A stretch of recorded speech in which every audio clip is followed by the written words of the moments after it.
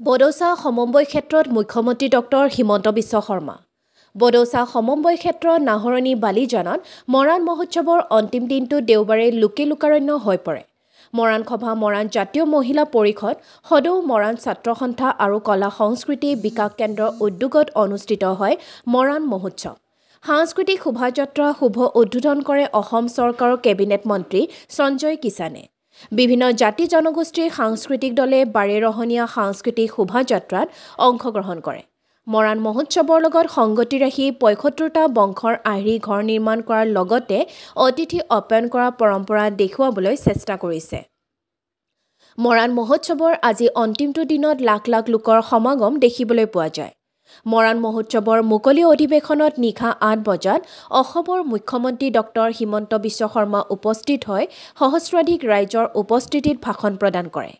৮৪ নং ডিগবৈ বিধানসভা সমষ্টিৰ বিধায়ক সুৰেন ফুকনে মুখ্যমন্ত্ৰীক সংগ দিয়া মৰাণ মহোৎসৱত অসমৰ বিভিন্ন স্বায়ত্তশাসিত পৰিষদৰ প্ৰতিনিধি, বিশিষ্ট সাহিত্যিক, বুদ্ধিজীৱী, সাংবাদিক, গৱেষক আৰু ক্ৰীড়াবিদে অংশগ্ৰহণ কৰে। ৩০০০ নাচনীয়ে একেলগে কৰা মৰাণ বিহুৰ বিশেষ আকৰ্ষণ আছিল।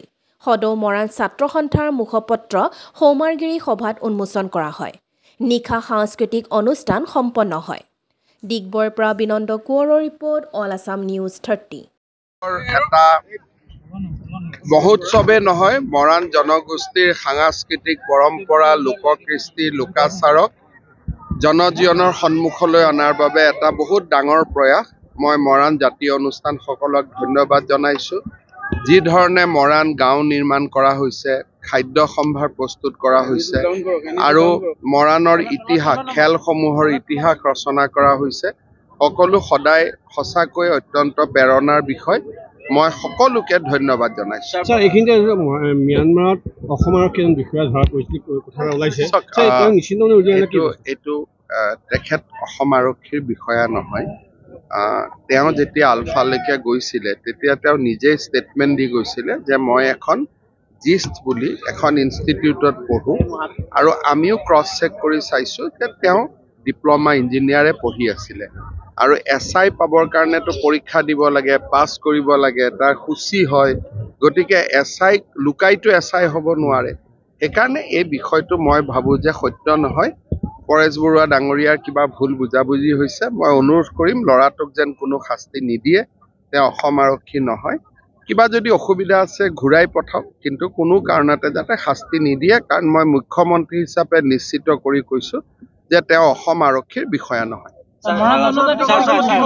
মৰাণ জনগোষ্ঠীৰ আজি এটা মই বহুত ডাঙৰ ঘোষণা কৰিছোঁ যে অৰুণাচলত বাস কৰা মৰাণ লোকসকলেও যাতে অসমৰ স্থায়ী বাসিন্দাৰ প্ৰমাণ পত্ৰ পায়, মেডিকেল, চাকৰি আদিত আবেদন কৰিব পাৰে। ইমান দিন অৰুণাচলৰ মৰাণ লোকসকলে যিমান নিজকে বঞ্চিত অনুভৱ কৰি আছিলে, এতিয়াৰ পৰা তেওঁলোকে অৰুণাচলত থাকিও অসমৰ সকলো সুবিধা লাভ কৰিব পাৰিব। মই ভাবোঁ যে এইটো এটা ডাঙৰ ঐতিহাসিক সিদ্ধান্ত।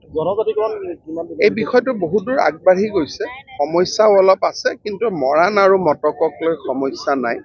আন কিছুমান সমস্যা আছে যাক আমি আলোচনা কৰি সমাধানৰ কাৰণে চেষ্টা কৰিম।